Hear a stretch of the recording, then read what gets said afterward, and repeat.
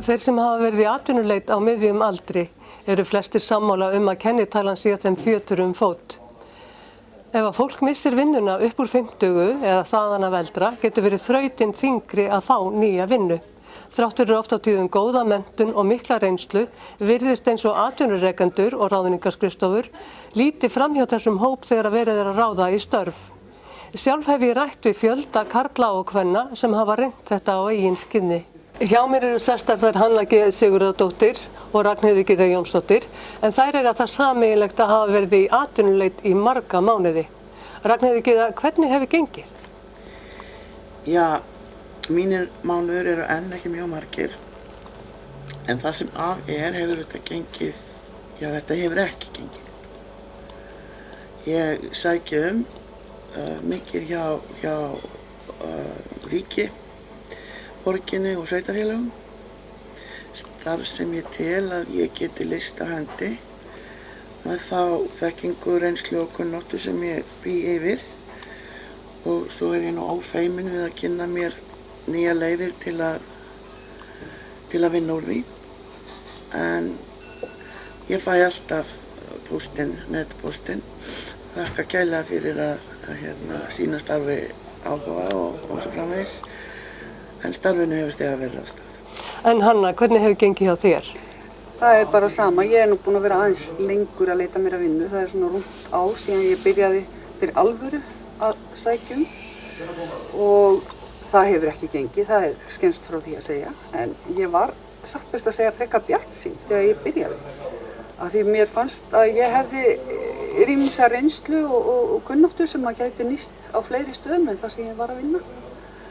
En síðan þegar maður fær þetta sem að Ragnheiður Gyða var að segja, þegar maður fær, það búið að ráðstafa starfinu, takk fyrir að sýna því áhuga, gangi vel. Aftur og aftur þá dofnar óneitanlega yfir manni og sjálfstrausti minnkar. Þið hafi ekki einu sinni verið boðaðir í atvinnuviðtöl?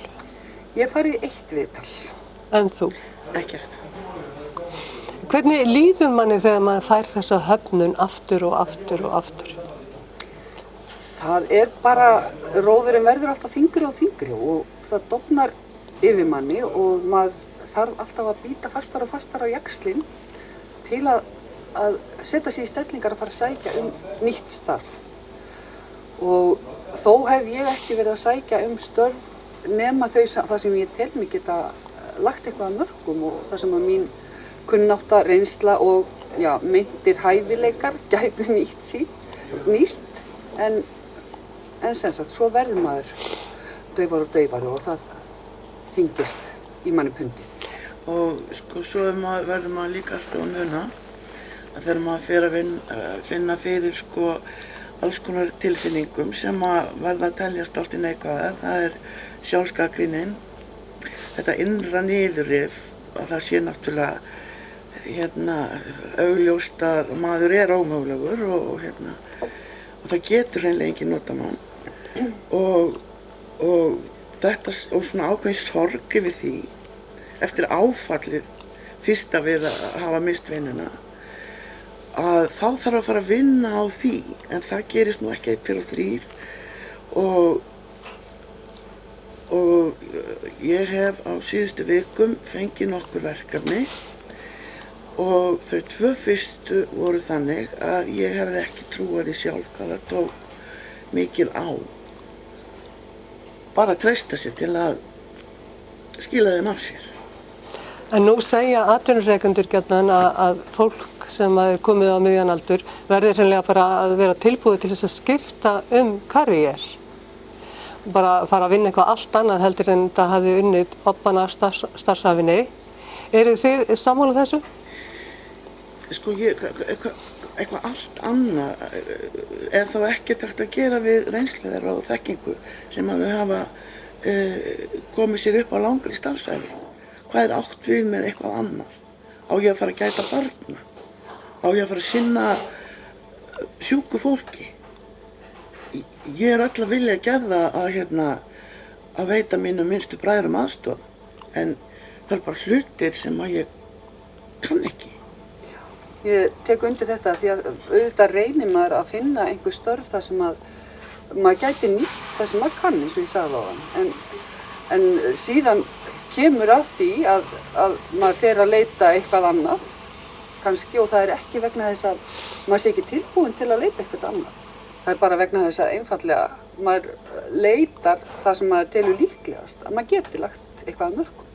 En nú verður að tala um að hækka lífeyrisaldurinn, en er það ekki borin von þegar að fólk sem er komið yfir 50 virðist bara eiga mjög erfitt með að fá störf? Þetta er náttúrulega ótrúleg þversögn og það eru alveg furðu margir í kringum mig sem eru á 60-aldri eða komnir í kringum 60 sem hefur verið sagt upp störfum bara núna upp á síðkasti. Og þegar þetta er haft í huga þá að fara að hækka lífeyrisaldurinn upp í 70.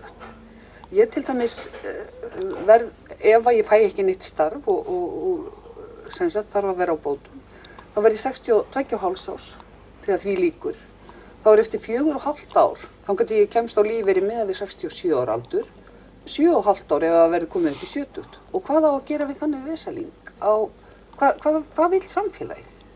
Og það þarf að fara að endurskoða þetta með aldur fólks. Atvinnurekendur þurfa að fara að skoða þetta upp á nýtt með að eldra fólk haldi sinni vinnu, kannski með einhverjum breyttum formerkjum á viðkomandi stað eða fái ný tækifæri. Og samanber þetta sem hann segir sko, að fara að svona hætta að rýna í Excel-skjölin og kennitölunar og fara að taka eða fara að átta sig á samhengi hlutana í einu samfélagi. Hvað þýðir hækkaður eftirlaunaaldur fyrir fólk sem í þessi þá alltaf 10 plús ár. Það er fyrst atvinnuleyfisbætur og er ekki 100.000 króna sveita eða? Ég veit ekki alveg hvað sveitarfélögin gera. Ég held að sveitastyrkunum sé 130.000. En farið er það ekki bara á tilfinninguna þar sem verið að dæma mann frá þáttöku í samfélaginu? Jú, algjörlega. Og maður streitist á móti alveg sem maður mögulega getur.